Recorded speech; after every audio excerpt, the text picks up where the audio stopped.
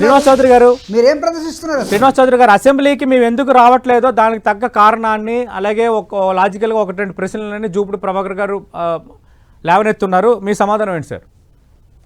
Sir మొదట రమేష్ గారు మీకు టీవీ ప్రేక్షకులకి అలాగే వైఎస్ఆర్సీపీ నేత జూపుడి గారికి శుభ సాయంత్రం. Good evening. ఈ రోజు రాష్ట్రంలో దేవాలయం లాంటి రాష్ట్ర ప్రజలు కోరుకున్న దేవాలయం లాంటి శాసనసభ సమావేశం జరుగుతారు. ఈ సభా సమావేశాలకి ఎమ్మెల్యేలే కాదు ఎవరు ఎన్నుకోబడిన వాళ్ళని కూడా వెళ్ళాలి. అది న్యాయం ధర్మం. గతంలో బీజేపీకి 1982 నుంచి ఫైట్ చేస్తే ఇద్దరైతే ఎంపలు ఉండేవాళ్ళు.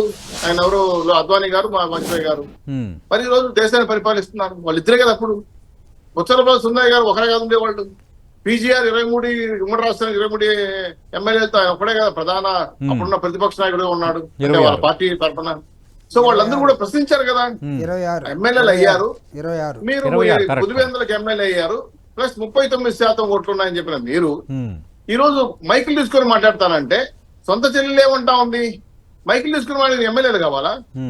రాష్ట్ర ప్రభుత్వం ఖజానా అలవెన్స్ తీసుకొని జీతాలు తీసుకొని సెక్యూరిటీ తీసుకొని ప్రభుత్వ ఫలాలను పొందుతూ ప్రజా సమస్యలు ప్రస్తావించకుండా మైకులు తీసుకొని మాట్లాడతానంటే ఇది ప్రజాస్వామ్యమా? తర్వాత జూపుడి గారు ఒక ప్రశ్న వేశారు, బాయ్కాట్కి ఎందుకు చేశారు రామారావు గారు రాసింది.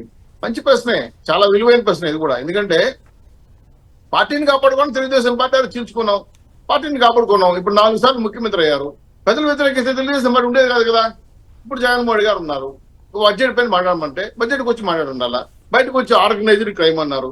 ఏం ఆర్గనైజ్డ్ క్రైమ్ నాకు అర్థం కాలేదు. నేను అడుగుతాను, మీరు చెప్పండి. ఆర్గనైజ్డ్ క్రైమ్ అంటే ఏంటంటే ప్రధానంగా డ్వాక్రా మహిళలు 30,000 కోట్ల రూపాయలు దాచుకున్న డబ్బులు తీసుకెళ్లి బటన్ నొక్కడం, నరేగా నిధులు తీసుకెళ్లి బటన్ నొక్కించడం, జీపీఎఫ్ నిధులు పక్కదారి పెట్టించడం, అలాగే ఆరోగ్యశ్రీకి నిధులు ఇవ్వకుండా పక్కదారి పెట్టించడం, రైతుల అప్పులు ప్యాడీ డబ్బులు ఇవ్వకుండా పక్కదారి పెట్టించడం, మేము వచ్చి పే చేస్తాం. కాంట్రాక్ట్ 1000 కోట్ల పై బిల్లు ఇవ్వకుండా మేము పే చేస్తున్నాం.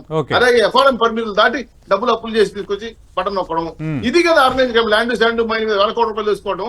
ఇప్పుడు బడ్జెట్ ప్రవేశపెడితే పులివెందల్లో స్టీల్ ప్లాంట్ కి ఎంత కేటాయించారు, అన్నమయ్య ప్రాజెక్ట్ కి ఎంత కేటాయించారు, అదే పులివెందల నుంచి బెంగళూరు డబులింగ్ లైన్ ఏమైనా వేస్తున్నారా అని ఆ రాష్ట్ర నియోజకవర్గ ప్రజలు ఆశపడి గెలిపించి పంపిస్తే ఇంట్లో కూర్చుంటాను, అస్త్ర సన్యాసం చేస్తాను, ఉత్తర కుమార్ ప్రతిజ్ఞ చేస్తాను అంటే గతంలో సమాజానికి మీరు ఎంత ఇచ్చారో తిరిగిస్తున్నారు కదా.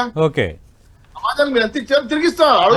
ఆల్టర్నేటివ్ ప్లాట్ఫామ్ ద్వారా ప్రజా సమస్యలపై మేము మాట్లాడుతున్నాం, చర్చిస్తున్నాం అంటారు జూపుడి గారు. జూపుడి గారు కూడా ఏంటి పార్టీలు సన్యాసం చేసుకోవడం, ఇంట్లో కూర్చొని మాట్లాడు, మైక్ ఎత్తుకు మాట్లాడుకోవడమా? మైక్ ఎత్తుకు మాట్లాడి మీరు నేను మాట్లాడిన చాలు కదా సార్. మళ్ళీ ప్రజలు ఎందుకు పోవడం నాకు అర్థం కాలేదు. ప్రజలు ఎందుకు మిమ్మల్ని ఎమ్మెల్యే గెలిపించారు? ఈ రోజు ఒక సోషల్ మీడియా అరెస్టులు జరుగుతున్నాయి. మీరు కార్యకర్తలు కాపాడుకోలేకపోతున్నారు, సమాధానం చెప్పలేకపోతున్నారు. మీ అంబటి రామారావు ఇంట్లోనే ఒక ఆయన కూర్చొని దమ్ముంటే అరెస్ట్ చేయమన్నారు, చేశారు కదా, చేసి తీసుకెళ్లారు కదా. ఈ అంశాల పైన ప్రభుత్వం తప్పు చేస్తా ఉందా, న్యాయం చేస్తా ఉందా అనే విషయం పైన మీకు శాసన మండలి ముద్దు, శాసనసభ వద్దు. ఏంటిది నాకు అర్థం కాలేదు. అప్పుడు పెద్దవి చేసి సార్ అప్పుడు పెద్దవి చేసి చూస్తే భయపడిపోతామా? 150 మంది లేస్తే మీరు గాలికి వెళ్ళిపోతారు అని అహంకార పూర్తిమైన మాటలు గుర్తొస్తున్నాయా? లేదంటే బాబు గారి భార్యను తిట్టిన విషయాలు గుర్తొస్తున్నాయా? లేదంటే నా పులివెందుల పులి పిల్లి అయిపోయాడు భయపడి అనేక అంశాలపై ప్రజలకు సమాధానం చెప్పాల్సిన బాధ్యత జగన్మోహన్ గారికి ఉందండి. ఈ రోజు బయటకు వచ్చి మాట్లాడే కరెక్ట్ కాదు కదా. దేవాలయం లాంటి శాసనసభను గౌరవించాల్సిన బాధ్యత నీ వెళ్ళనంటే అది తప్పు కదని. అంటే ఎమ్మెల్యే పదవి అక్కర్లేదు, రాజీనామా చేయండి. పైగా 11 మంది ఎమ్మెల్యేలో 4 కొత్తగా అరకు, పాడేరు, కొత్తగా ఎమ్మెల్యేలు అయ్యారు. వాళ్ళకి మీ జీవితంలో అసెంబ్లీ చూసే పరిస్థితి కూడా లేదు కదా. వాళ్ళ జీవితం కూడా బలి చేస్తున్నారు కదా. అసలు ఇంతకే మీరు ప్రజాపక్ష నాయకుడుగా, శాసనసభ పక్ష నాయకుడుగా ఎన్నుకున్నారు. మీ పార్టీ 11 మంది సంతకం పెట్టి లెటర్ ఇచ్చారు స్పీకర్ గారికి. అన్ని కూడా చాలా సందేహాలు ఉన్నాయి. ప్రజలకు చెప్పాలి, శాసనసభకు రండి, మీరు టైం కేటాయిస్తాం. శాసనసభనో స్పీకరో కోర్టులో హైకోర్టులు కాదు, ప్రజలు ఇవ్వాలి. ప్రజలు ఇవ్వలేదంటే మీరు ఆ రకమైన తప్పులు చేశారు కాబట్టి పక్కన పెట్టారు. దానికి నేను ఆన్సర్ చేయనక్కర్లా. 2 డిప్యూటీ మినిస్టర్లు ఉన్నారా రాజ్యాంగం ప్రకారం అన్నారు. ఎస్, మంచి ప్రశ్న. ఎందుకంటే ఆయన కూడా ఎమ్మెల్సీగా ఉన్నారు కాబట్టి. మరి 5 మంది ఉప ముఖ్యమంత్రులు ఉన్నారు సార్, రాజ్యాంగంలో ఉందా? ఉండొచ్చా? మరి మీ ప్రభుత్వం చేసింది. సో ఇవన్నీ కూడా కరెక్ట్ కాదు. వాళ్ళ రాజ్యాంగ పద్ధతిలో వాళ్ళ రాజకీయాల కోసం వాళ్ళు పదవులు పెట్టుకుంటారు. రాజ్యాంగ పద్ధతిలో పదవులు కాదు. కాబట్టి మా పార్టీకి సౌకర్యంగా మేము పెట్టుకున్నాం. సరే, 3వ ప్రశ్న, 164 మంది మాట్లాడతారా? చాలా మంచి ప్రశ్న. అనుభవం వ్యక్తి అలా మాట్లాడతారని అనుకోలేదు. ఒక పక్ష నాయకుడు మాట్లాడతాడు కానీ శాసనసభ్యులని వాళ్ళ నియోజకవర్గం నుంచి అవసరమైతే టైం అడిగి తీసుకుంటారు కానీ 164 మంది శాసన మండలి శాసనసభలో మాట్లాడితే ఎంత టైం మీకు కావాలో మీకు తెలియాలి సతీష్ గారు, నాకు కూడా తెలియదు. ఎందుకంటే నేను ఎప్పుడూ పోలా. కాబట్టి ఆ ప్రతిపక్ష హోదా ఇవ్వాల్సిన జనం మర్చిపోయారు. ఈ రోజు జగన్మోహన్ రెడ్డి గారి మీద అనేక అంశాలపై విమర్శలు చేస్తుంటే శాసనసభకు వచ్చి మాట్లాడాలి, చెప్పాలి, సమాధానం చెప్పాలి. శ్వేతపత్రం రిలీజ్ చేసాం, అనేక అంశాలపై మాట్లాడాం. ఇది కాదు, ఇది అవును, ఇది చెప్పాలి. మరి శాసన మండలికి పోతున్నారు మీరు అడిగారు, చాలా చక్కగా ప్రశ్నించారు. అయితే శాసనసభలో మీకు బలం ఉందని వస్తున్నారా? బలం లేకపోతే ఆగిపోతారా? మరి సుందరయ్య గారు ఒకరే కదా వచ్చింది, మోడీ అద్వానీ గారు ఒకటే కదా, ఇద్దరు కదా వచ్చింది, పీసీఆర్ గారు ఊర రాష్ట్రంలో 23 ఆయన ఒకటే కదా వచ్చింది. మరి వాళ్ళు కూడా భయపడి పారిపోయినారు కదా సార్, నాకు తెలిసి అంతకు అర్థం కాకుండా. దయచేసి నేనేంటంటే పెద్దలు జుప్పుడు గారు నాకు వ్యక్తిగతంగా చాలా బాగా తెలుసు, ఆయన గుర్తురావటాను ఎవరనేది, మాలయ్య గారు బ్రదర్ నేను. ఇంకో విషయం ఏంటంటే రాష్ట్ర వ్యాప్తంగా కూడా ప్రజల తరపున 39% మీరు ఓట్లు వేసుకున్నారు. ఆ ఓట్లు మీ పార్టీకి పడింది. ఆ ప్రజల గొంతుకు వినిపించాల్సింది జగన్మోహన్ గారి బాధ్యత. ఇది ప్రజాస్వామ్య బాధ్యత. ఇంకోటి ఏంటంటే చక్కగా ఒక మాట అనేసాడు, ఎవరు అడుక్కున్నారు మీరు ప్రతిపక్ష అధికార పక్ష, మాకేం కర్మ అడుక్కోవడానికి? మీ కర్మ మీ 39 ఏవో ఓటు మీరు పెట్టుకొని ప్రజల కర్మ మీ మీద పడింది ప్రశ్నించమని చెప్పి మీరు ప్రజల్ని సూచనగా మాట్లాడుతున్నారు, అవమానిస్తున్నారు, ప్రశ్నించట్లేదు. సో ప్రజల పక్షాన ఇచ్చిన అవకాశాన్ని మీరు తొంగదొక్కారు. ఇప్పుడు ప్రజలు ఏ స్థానం ఇస్తారు? ఇంకా ప్రజలు నిర్ణయిస్తారు. కాబట్టి దయచేసి ఏంటంటే జగన్మోహన్ రెడ్డి గారు కావచ్చు, రేపు భవిష్యత్తులో ఎమ్మెల్సీ వచ్చిన ఎమ్మెల్యే యూపీ గారు కావచ్చు, వాళ్ళ బాధ్యత ప్రజాస్వామ్యంలో అది బాధ్యత. ఎమ్మెల్యే అయితే వెళ్ళి మాట్లాడాలి, ఎమ్మెల్సీ అయితే వెళ్ళి మాట్లాడాలి. నేను మాట్లాడలేను, 164 మంది మాట్లాడితే నేను మాట్లాడతాను అంటే పోటీతత్వం వద్దు సార్. అది ఎక్కడ 164 మంది మాట్లాడరు. ప్రజాపక్ష నాయకుడు, ఒక పార్టీ నాయకుడు, ఎన్డీఏ కూటమిలో విజయ్ తరపున, పవన్ కళ్యాణ్ గారి తరపున, తెలుగుదేశం పార్టీ తరపున జనసేన మాట్లాడతారు కానీ మనిషికి మాట్లాడరు కదా. ఒకవేళ ఉంటే స్పెషల్ గా మాట్లాడతారు. నేను మీకు చెప్తున్నా, నేను మనస్ఫూర్తి చెప్తున్నా, రమ్మనండి, స్పీకర్ తో నేను కొట్లాడతా. 2 నిమిషాలు కాదు, 2 గంటలు టైం ఇస్తా, చిప్ లేకుండా మాట్లాడమని చెప్పండి.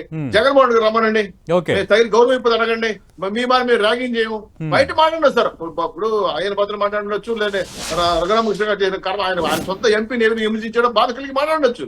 కానీ పదవులోకి వచ్చిన తర్వాత ఇద్దరు చాలా రెస్పెక్ట్ గా జగన్మోహన్ రెడ్డి గారు శాసనసభ గారిని అడుగుతున్నారు తప్ప తప్పుగా మాట్లాడలేదే. మీ నాయకులు, మీ తమ్మినేని గారు ఏమన్నారు? జగన్మోహన్ రెడ్డి గారి పీరియడ్ లో చంద్రబాబు నాయుడికి బ్లాక్ కోట్ తీసేస్తే పసక్కంట. ఇంత దుర్మార్గం మాట్లాడలేదు కదా. అదే కోడింగ్ దగ్గర ఏమన్నారు? బాస్టర్స్ అన్నారు, యూస్లెస్ పిల్లర్స్ అన్నారు. మర్చిపోయారు మీరు. ఆ మాటలు మా స్పీకర్లు మాట్లాడరు, అగౌరవపరచము. మీ జగన్మోహన్ గారు స్వేచ్ఛగా, స్వతంత్రంగా, ధైర్యంగా, సెక్యూరిటీతో శాసనసభ రావచ్చు. ఆహ్వానిస్తాం, వెల్కమ్ చెప్తున్నాం, టైం ఇస్తున్నాం, మాట్లాడమని చెప్తున్నాం. బయట మైకులు మాట్లాడాల్సిన అర్హత మీకు కాదు, ఉండాల్సింది జనానికి.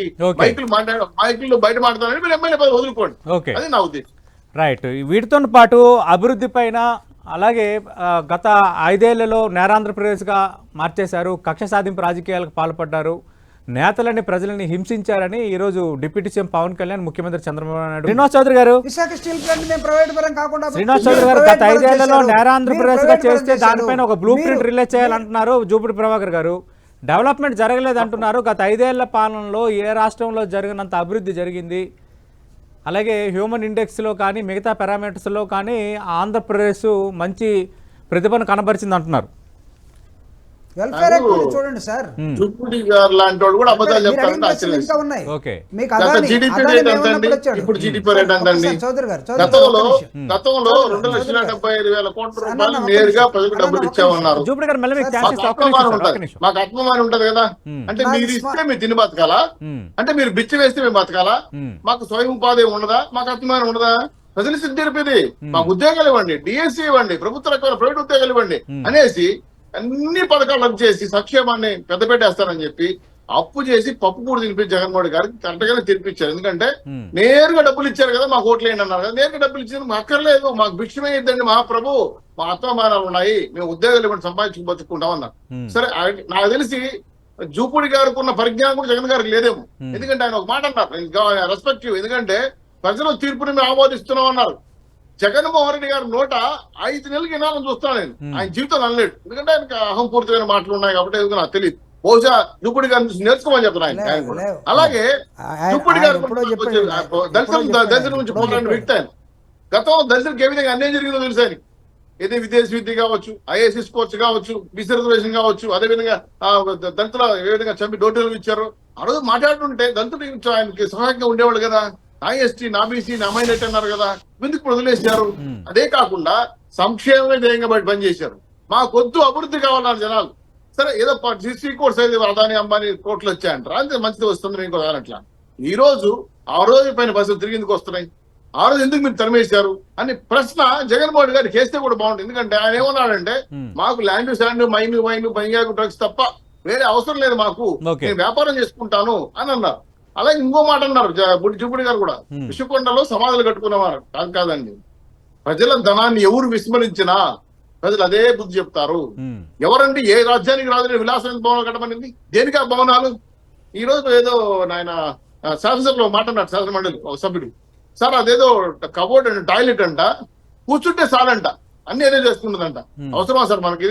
మన భారతీయుల వాళ్ళు ఇంకేమన్నా ఎవరికి కావాలండి సంభోగాలు, ఇటువంటి ఒక దుర్మార్గమైన సౌకర్యాలు? అది ప్రజల సొత్తుతో జగన్మోహన్ గారు జేబులో కట్టుకుంటే హ్యాపీ, సొంత డబ్బులు కట్టుకుని ఏమైనా కట్టుకో, రాజ్యాలు నిర్మించుకోండి, నాకు అవసరం లేదు, అది ప్రజల డబ్బులు కదా. నిజంగా ఆర్ఆర్ గారు మాట్లాడారంటే దానికి సహితం ఉందని భావిస్తున్నా. అందుకని అంటే జగన్మోహన్ గారు విధానాన్ని మార్చుకోండి, పార్టీలో ప్రజాస్వామ్యం పనిచేయండి, శాసనసభకు రండి, శాసన మండలికి పోయి ఆడ మాట్లాడటం మేము కరెక్ట్ కాదు మేము అనుకుంటున్నాం. రెండు కరెక్ట్, రెండు కళ్ళే ఆ భారతదేశ ఆంధ్రదేశానికి. కాబట్టి ప్రజాస్వామ్యాన్ని బతికించాలంటే ప్రజాస్వామ్య పద్ధతిలో పనిచేయాలి. ఖచ్చితంగా అటువంటి మార్పు వైఎస్ఆర్సీపీలో వస్తే ఫ్యూచర్ లో పార్టీకి అవకాశాలు ఉంటాయి కాబట్టి చెప్తున్నా. లేదు అలానే ఉంటాం అనుకుంటే మేమేం చేయాలి.